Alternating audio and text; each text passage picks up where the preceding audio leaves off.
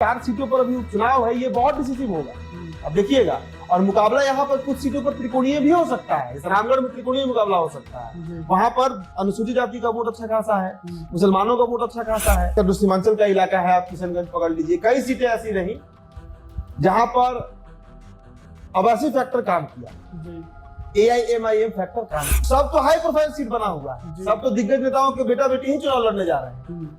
और ये इन सभी सीटों पर AIMIM भी तैयारी में लग चुकी है कि तेजस्वी प्रसाद यादव हो या लालू प्रसाद यादव हो या RJD हो, उनको इस बात का डर है और भविष्य में भी बना रहेगा कि कहीं इन सीटों पर खेल खराब ना हो जाए। 2025 में AIMIM जो है वो बिहार के 243 सीट पर विधानसभा चुनाव लड़ने जा रही है। सभी सीटों पर चुनाव लड़ेगी।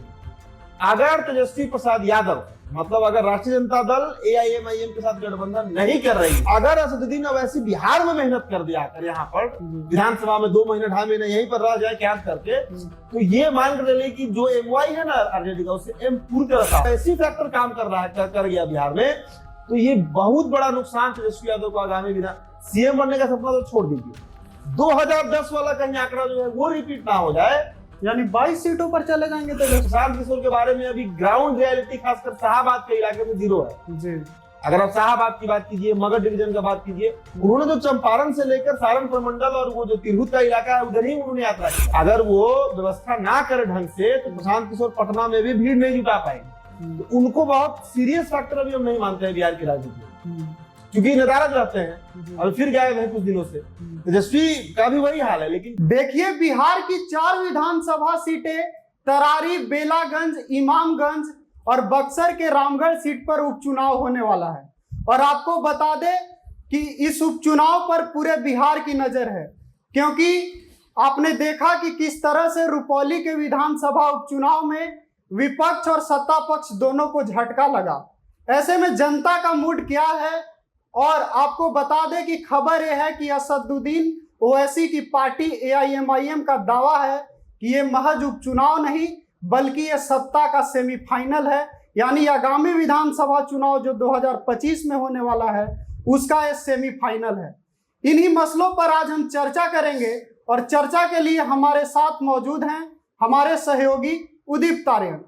उदित तारियन जी, क्या लगता है कि AIMIM पार्टी जो है कोई बड़ा उलटफेर का संकेत दे रही है इस विधानसभा उपचुनाव में, या तेजस्वी यादव अपनी साख बचाने में सफल होंगे? देखिए, AIMIM प्रयास तो 5 सालों से कर रही है। 2020 के विधानसभा चुनाव में ही जिस तरीके से सीमांचल के 5 सीटों पर फतह पाई ओवैसी की पार्टी, और कोई बहुत मेहनत भी नहीं किया गया था, बावजूद इसके 5 सीटें जीत जाना एक बहुत बड़ा झटका था RJD के लिए जी। लोकसभा का चुनाव भी हमने देखा 2 साल पहले गोपालगंज में 2022 में, यही अगस्त सितंबर का महीना चल रहा था जब गोपालगंज में उपचुनाव था, मोकामा में उपचुनाव था। गोपालगंज में AIMIM के प्रत्याशी ने चुनाव लड़ा था,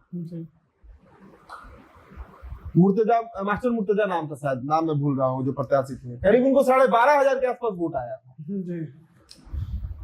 और वहां पर 1,500 वोटों से RJD चुनाव हार गई थी। मात्र 1,500 वोटों से कुसुम देवी जो है, कुसुम सिंह, वो चुनाव गोपालगंज का बाई इलेक्शन जीत गई थी। इस बार का जो लोकसभा चुनाव हुआ उसमें भी हमने देखा कि खासकर जो सीमांचल का इलाका है, आप किशनगंज पकड़ लीजिए, कई सीटें ऐसी रही जहां पर आवासीय फैक्टर काम किया, AIMIM फैक्टर काम किया है। अब बिहार के 4 सीटों पर उपचुनाव है। अभी एक सीट पर हो गया, रुपौली, इमामगंज, बेलागंज से खबर है कि सुरेंद्र यादव के जो बेटे हैं विश्वनाथ यादव, वो चुनाव लड़ने वाले हैं। रामगढ़ सीट से खबर है कि जगदानंद सिंह के जो एक और बेटे हैं वो चुनाव लड़ने जा रहे हैं। इमामगंज से जीतन राम मांझी की बहू जो है वो चुनाव लड़ने जा रही है। तो सब तो हाई प्रोफाइल सीट बना हुआ है, सब तो दिग्गज नेताओं के बेटा बेटी ही चुनाव लड़ने जा रहे हैं। और ये इन सभी सीटों पर AIMIM भी तैयारी में लग चुकी है। या यूं कहिए कि सबसे पहले अगर कोई राजनीतिक दल चुनावी तैयारी में लगा है बिहार के इन 4 सीटों पर जो चुनाव हो रहा है, तो वो असदुद्दीन ओवैसी की पार्टी AIMIM ही है। इसका क्या प्रभाव पड़ेगा, क्या इम्पैक्ट इसका पड़ सकता है? देखिए, इस बात से कहीं कोई इनकार नहीं है कि तेजस्वी प्रसाद यादव हो या लालू प्रसाद यादव हो या आरजेडी हो, उनको इस बात का डर है और भविष्य में भी बना रहेगा कि कहीं इन सीटों पर खेल खराब ना हो जाए अवैसी की पार्टी के चलते। अब देखिए जिन 4 सीटों पर जो ये चुनाव अभी होने वाला है, इन सीटों पर पहला चीज की आप ये देखिए कि मुस्लिम वोट कितने हैं।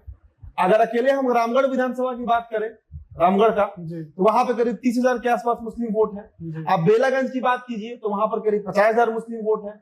आप इमामगंज की बात कर लीजिए तो वहां पर भी करीब 25-30,000 के आसपास मुसलमान वोट है। यानी हर जगह मुसलमान है ही, 17% जो आबादी आया है। आप इसी तरह समझिए ना कि हर सीट पर 17% के आसपास मुस्लिम वोटर है, कम से कम, ज्यादा हो सकता है उससे कम नहीं। ये बहुत डिसिसिव फैक्टर बनता है। और जिन वोट बैंक के आधार पर आरजेडी राजनीति करते रही है बिहार में, वो एमओआई का समीकरण। क्या जरूरत पड़ा था तेजस्वी यादव को कि ये एआईएमआईएम के 4 विधायकों को तोड़कर उन्हें पार्टी में सम्मिलित कराया जाए? प्रयास तो उनका अख्तरुल ईमान पर भी था, प्रदेश अध्यक्ष है, लेकिन उनका ईमान नहीं डोला। उनको मंत्री बनने का भी ऑफर था, बड़ा धन बल का भी उनको ऑफर दिया गया था, नहीं माने, वो रहे अपने संगठन के साथ, गठबंधन के साथ। और अभी रामगढ़ में पहुंचे थे, पूरे ये खुद पहुंचे हुए थे, अख्तरुल ईमान पहुंचे हुए थे, उनकी पूरी पार्टी पहुंची हुई थी। रामगढ़ देखिए राजपूतों का सीट माना जाता है। रामगढ़ से सुधाकर सिंह विधायक रहे हैं, अब बक्सर के सांसद बन गए हैं। तो उस रामगढ़ सीट पर जो खबर हमारे तक आई है, जो हमारे सोर्स बताए हैं, जो पार्टी में हमारे लोगों से बात हुई है, वहां से एक अनुसूचित जाति के प्रत्याशी को इस बार टिकट देने जा रही है एआईएमआईएम।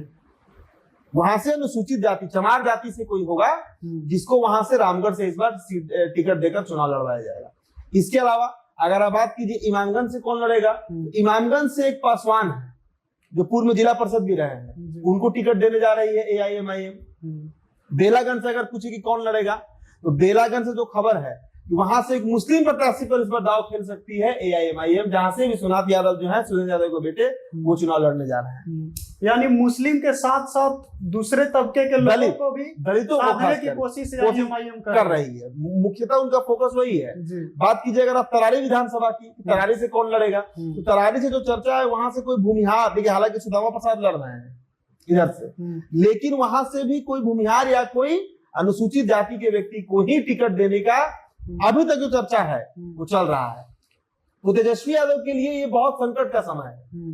तेजस्वी प्रसाद यादव, और ये सोचिए ना कि इतना बिहार में इतना तरह का अभी राजनीति चल रहा है कि बजट सत्र चल रहा है, बिहार विधानसभा का सत्र खत्म हुआ, तेजस्वी आखिर गए कहाँ? तेजस्वी यादव कहाँ नदारद है? अच्छा, तरारी से आरजेडी की तरफ से कौन लड़ रहा है? ये अभी नाम तो फाइनल नहीं है, नाम तो फाइनल नहीं है कौन लड़ेगा नहीं लड़ेगा, लेकिन एआईएमआईएम की तरफ से हो सकता है कि कोई भूमिहार लड़े, चर्चा चल रही है पार्टी के अंदर। तो तेजस्वी आखिर गायब कहाँ? आप बताइए ना, अभी सीमांचल का पूरा इलाका पकड़ लीजिए, वहां पर किशनगंज देखिए, पूर्णिया देखिए, कटिहार देखिए, आप थोड़ा सा अंग वाला इलाका में आ जाइए, अंगिका प्रदेश में आप भागलपुर पकड़ लीजिए, बांका पकड़ लीजिए, सिर्फ ये 5 लोकसभा सीट में करीब करीब 30 से 35 विधानसभा सीट होता है। इन सभी जगहों पर अब देखिए 2025 में एआईएमआईएम जो है वो बिहार के 243 सीट पर विधानसभा चुनाव लड़ने जा रही है, सभी सीटों पर चुनाव लड़ेगी। अगर तेजस्वी प्रसाद यादव, मतलब अगर राष्ट्रीय जनता दल एआईएमआईएम के साथ गठबंधन नहीं कर रही है या उनको मैनेज नहीं कर पा रही है, तो आने वाले विधानसभा चुनाव में एक तो ऐसे ही अभी जिस तरह का गठबंधन एनडीए में चल रहा है, नीतीश कुमार है, भाजपा है, जीतन राम मांझी हैं, उपेंद्र कुशवाहा है, चिराग पासवान है, ऐसे ही ये गठबंधन इतनी मजबूत है कि आरजेडी को 2 दर्जन भी सीट आएगा कि नहीं, इस पर डाउट है। अगर नीतीश कुमार इधर रह गए तो, उधर नहीं गए तो, और उस पर अगर अब ऐसी फैक्टर काम कर रहा है, कर गया बिहार में, तो ये बहुत बड़ा नुकसान तेजस्वी यादव को आगामी विधान सीएम बनने का सपना तो छोड़ दीजिए, 2010 वाला कहीं आंकड़ा जो है वो रिपीट ना हो जाए। यानी 22 सीटों पर चले जाएंगे तेजस्वी। अभी ये जो लोकसभा चुनाव खत्म हुआ, इसमें जो सर्वे किया गया कि कितने विधानसभा सीटों पर आरजेडी लीड ली है, तो 36 सीटों पर मात्र लीड ले पाई है बिहार में। बिहार के 243 सीटों में मात्र 36 सीटों पर ही आरजेडी जो है वो लीड ले पाई है। ये लोकसभा के बाद जो सर्वे हुआ है, काउंटिंग के बाद जो वोट काउंट हुआ, उसके अनुसार ये आंकड़ा तो खुद सामने आ रहा है। तो 36 सीटों पर जब अभी ये स्थिति है, और उस पर अगर अब ऐसी फैक्टर काम कर जाए, मुसलमान वोट छटक जाए आरजेडी से, कितने सीटों पर रहेगी आरजेडी बिहार में, कितने सीटों पर रहेगी? तो ये जो 4 सीटों पर अभी उपचुनाव है, ये बहुत डिसिसिव होगा।